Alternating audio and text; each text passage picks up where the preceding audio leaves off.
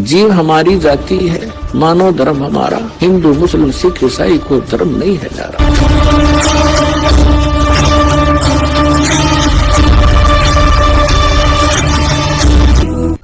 अपने आत्माओं थोड़ी सी कलाबाजी इसकी ओर दिखाते हैं। ये जो पारखी संत हैं, ये परमात्मा की उस वाणी को, बीजक को सत्य मानते हैं, ओनली बीजक को। पुण्यात्माओं, जिसने हल्दी की गांठ ले ली और उससे पंसारी का बोर्ड लगा लिया, ये कोई एक हल्दी की गांठ से पंसारी नहीं बनता।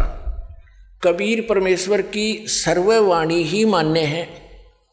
कबीर पवित्र, कबीर सागर और कबीर साखियाँ, कबीर शब्दावली, कबीर दोहावली, कबीर साहिब की ये कबीर बीजक, ये सभी परमात्मा का दिया हुआ ज्ञान है। इसमें थोड़ी सी झलक दिखाते हैं आपको। इस कबीर साहिब के बीजक ग्रंथ में सबसे पहली वाणी है, ये देखिएगा, ये है सतगुरु वे नमः और सतगुरु कबीर विरचित। कबीर बीजक तो कबीर साहब द्वारा रचित है, अनुवाद करता गलत है। ये पारक सिद्धांत इनका, ये पारक सत्यमेव जयते यहाँ लिखना था झूठमेव जयते। हाँ, सत्यमेव जय, सत्यम तो ही जीतेगी। देखिए, ये व्याख्याकार है अभिलाष दास, ये प्रथम भाग है। ये कहाँ से छपा है? वही प्रकाशक है, कबीर पारक संस्थान, संत कबीर मार्ग, प्रीतम नगर, इलाहाबाद। ये मुद्रक है वही, Indian press private limited, Panna Lal road, Allahabad. ये देखिएगा, इसमें क्या लिखा है? बीजक प्रथम रमैणी है बीजक की, ये प्रथम रमैणी है। ये देख, इसमें क्या लिखा है परमात्मा ने कि अंतर ज्योत शब्द एक नारी, हरि ब्रह्मा ताके त्रिपुरारी, ते तिरिये भगलिंग अनंता, तेऊ न जाने आदि और अंता, बाखिर एक विधाता की ना, और 14 ठाहर पाठ सोलीना। अब इसने के अर्थ किया है इसका, इस रमैणी का। यहाँ तो इसने तो को 10-10 प्रश्न बरस दिया अपने ज्ञान को ढकने के लिए।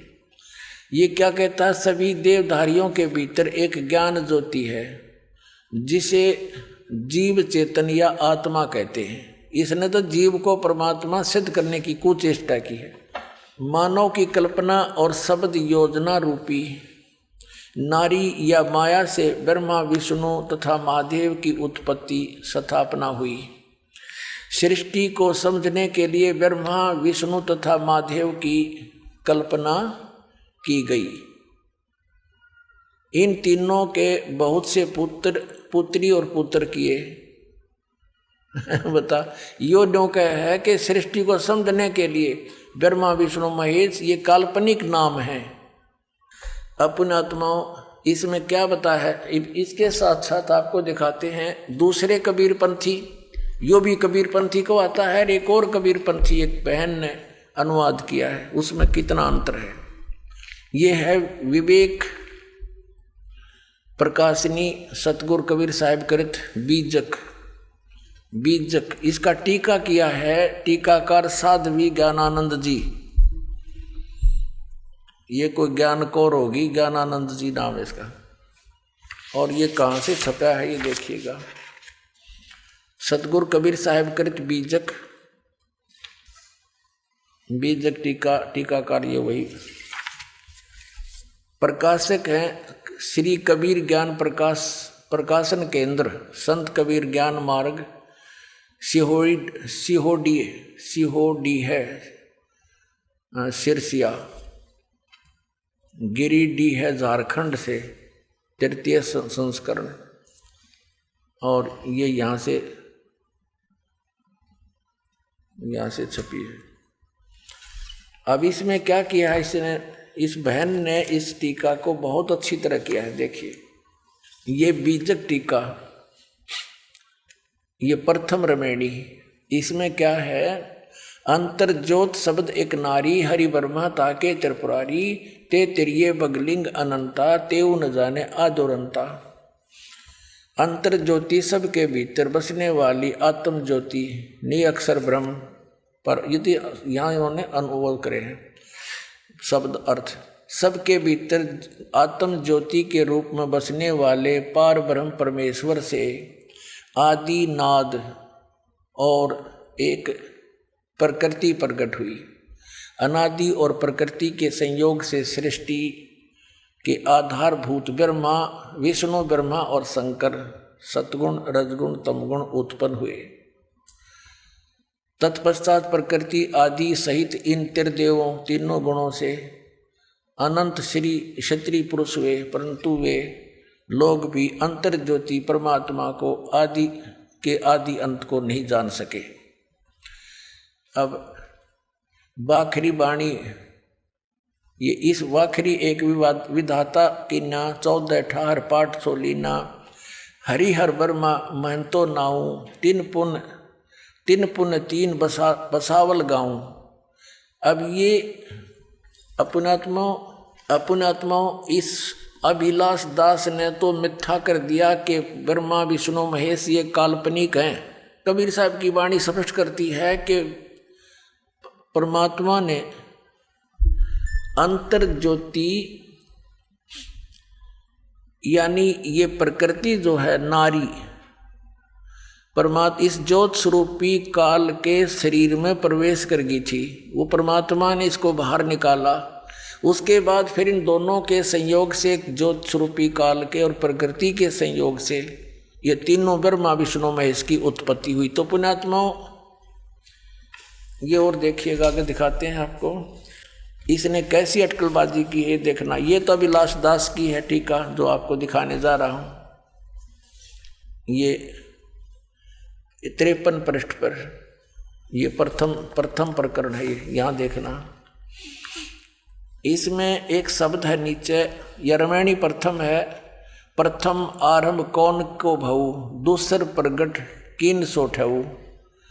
प्रगटे ब्रह्मा विष्णु शिव शक्ति, प्रथम भक्ति कीन जीव उक्ति। प्रगटे पवन पानी, और ये सारा कुछ लिखा है। फिर क्या बताया है कि जीव शिव सब प्रगटे, वह ठाकुर सब दास, और कबीर और जाने नहीं एक राम नाम की आस। है बता, ये कबीर साहब का वाणी बीजक में इस अभिलाष दास जी ने स्वयं प्रमाणित ले रखी है कि ये वाणी सच्ची है जो कबीर साहब ने की वाणी लिखी है। ये कबीर साहब की वाणी है। और इसने इसका अनुवाद कैसे किया अड़ंगा, देखो ये 54 पृष्ठ पर बीजक, इसने यहाँ अनुवाद किया कि जीव से ही शिव यानी ईश्वर देव आदि की कल्पना प्रकट हुई। ये काल्पनिक मानता है, पीछे से कल्पित पदार्थ ही स्वामी बन बैठे और कल्पना करता जीव उनके दास बन गया। कबीर साहब कहते हैं कि मैं और कुछ नहीं जानता, मुझे केवल उस आत्म स्वरूप की ही आशा भरोसा है जिसका राम नाम है। ये जीव को राम सिद्ध करने की कह रहा है, जिसका राम नाम है, और अर्थात मेरा निरंतर विश्राम आत्म स्वरूप में है। ये घुमा फिरा के कहना चाहे है कि जीव ही ब्रह्म है। और जबकि इस वाणी का प्रत्यक्ष अर्थ देखिएगा, ये वाणी जो 53 पृष्ठ पर है, यहाँ तो ये वाणी है, आगे उसका अपना अड़ंगा अनुवाद है। जीव शिव सब प्रगटे, वह ठाकुर सब दास। शिव माने परमात्मा, ये केवल शिव ये शंकर के लिए नहीं है। वेदों में शिव माने सर्वशक्तिमान, जो सबका कल्याण करने वाला।